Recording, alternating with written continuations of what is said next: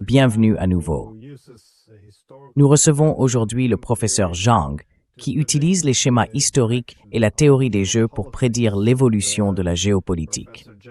Le professeur Zhang est célèbre pour de nombreuses choses, notamment pour avoir prédit le retour de Trump et aussi une guerre contre l'Iran. Une deuxième guerre, donc. Merci d'être revenu dans l'émission. Merci Glenn. Comment comprendre cette guerre contre l'Iran? Je veux dire, comment évaluer son évolution? Où se situent les réussites ou les échecs?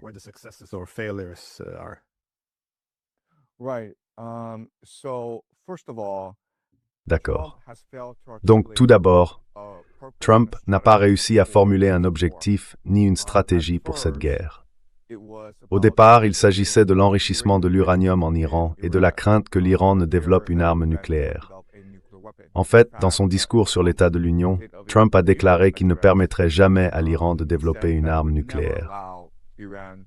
Les deux chambres du Congrès, démocrates et républicains, se sont levées pour applaudir et acclamer. C'était vraiment la première fois que le Congrès montrait une certaine unité pendant ce discours. C'était un discours extrêmement politique.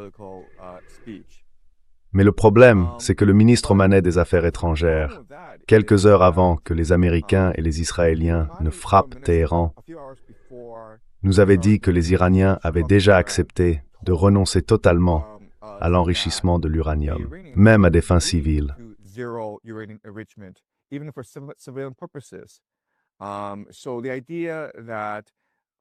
Donc l'idée selon laquelle Trump doit empêcher une arme nucléaire ne tient pas. Ce n'est qu'un prétexte. Ils ont essayé de nombreuses excuses différentes, puis finalement Rubio a dit ceci.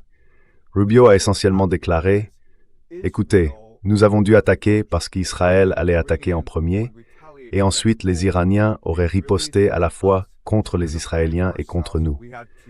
Donc pour nous défendre, nous avons dû devancer Israël et attaquer les premiers. » Il peine donc à construire un récit.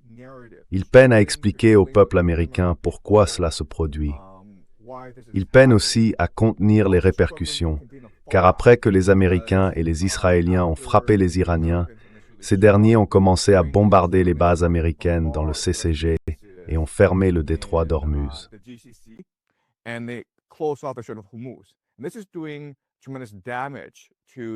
Cela cause d'énormes dégâts à l'économie mondiale. Le prix du pétrole approche actuellement les $120 le baril, peut-être 110, je ne suis pas tout à fait sûr, mais c'est le double d'il y a une semaine. Et rappelons que le détroit d'Ormuz livre la majeure partie de son pétrole aux économies asiatiques du Pakistan, de l'Inde, de la Chine, de la Corée du Sud et du Japon. Le Japon dépend du détroit d'Ormuz pour 75% de son pétrole. Ainsi, dans environ 7 ou 8 mois, la première ministre Takeuchi a informé son cabinet que le Japon n'aura plus de pétrole. Et le Japon est une puissance manufacturière. Cette guerre a donc été un désastre. Même aujourd'hui, Trump n'a pas réussi à expliquer pourquoi les Américains font cela, quel en est l'objectif et quelle est la voie de sortie. Ce que nous voyons jour après jour, c'est une escalade assez rapide.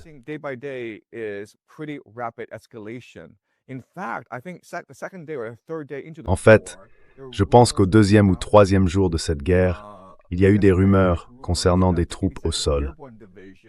Hier, il y a eu des rumeurs selon lesquelles la 82e division aéroportée de l'armée américaine aurait reçu des ordres de déploiement, ce qui signifierait qu'il est possible que les Américains parachutent ces soldats au cœur de l'Iran. Dans quel but? Nous ne le savons pas. On parle d'une possible prise de l'île de Karg par les Américains, qui est le principal dépôt pétrolier de l'Iran et représente 90% de ses exportations de pétrole. On parle aussi d'un financement de forces supplétives par les Américains, de l'utilisation d'armes nucléaires tactiques, voire d'une conscription nationale pour trouver 500 000 soldats en vue d'une invasion terrestre de l'Iran. Cette guerre est donc totalement hors de contrôle. Et il est complètement incertain ce que espère en tirer.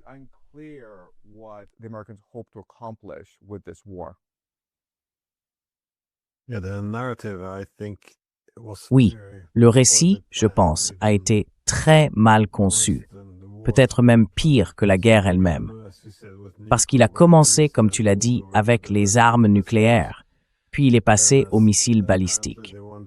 Ensuite, apparemment, il voulait aider les manifestants. Et c'est devenu une question de pétrole qu'il fallait retirer des mains des Iraniens. Puis Trump a mentionné que l'Iran pourrait prendre le contrôle du Moyen-Orient, donc il fallait intervenir.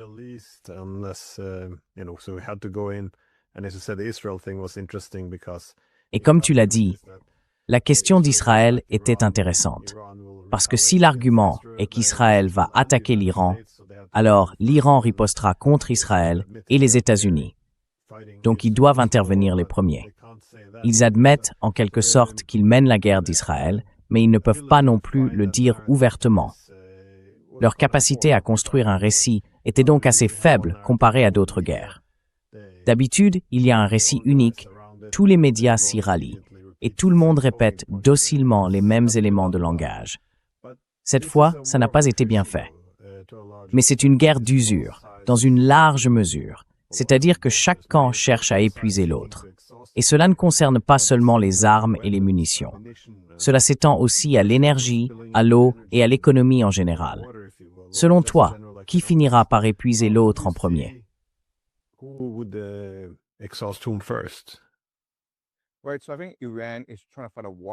D'accord, je pense qu'en réalité, l'Iran cherche à mener une guerre d'usure, en exerçant une pression sur l'économie mondiale et sur les pays du CCG, car l'Iran estime que ces pays, en particulier l'Arabie saoudite, le Qatar et les Émirats arabes unis, peuvent faire pression sur Trump pour mettre fin à cette guerre le plus rapidement possible. En fermant le détroit d'Ormuz, l'Iran cherche également à exercer une pression sur les économies d'Asie de l'Est, comme la Chine, le Japon et la Corée du Sud, afin qu'elles poussent Trump à mettre fin à la guerre au plus vite. Ainsi, les Iraniens mènent une guerre d'usure. Malheureusement, les Américains mènent une guerre de destruction.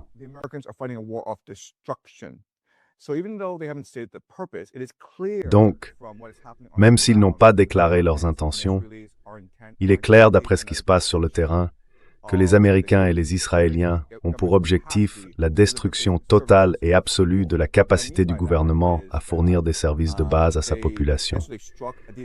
Ce que je veux dire par là, c'est qu'hier, ils ont frappé une usine de dessalement en Iran, donc on prive la population civile d'eau potable. C'est un crime de guerre. Ensuite, les Américains ont frappé des installations pétrolières à Téhéran. Il s'agit d'installations pétrolières civiles afin que les habitants de Téhéran puissent conduire leurs voitures. Et si l'on regarde les images de Téhéran, c'est l'apocalypse. Il pleut de l'acide, tout le ciel est noir.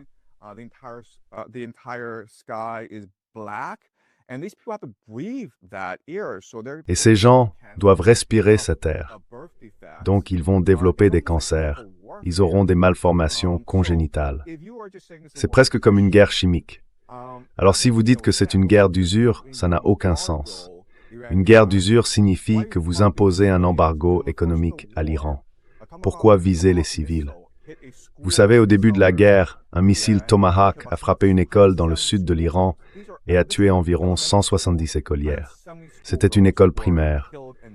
170 écolières ont été tuées.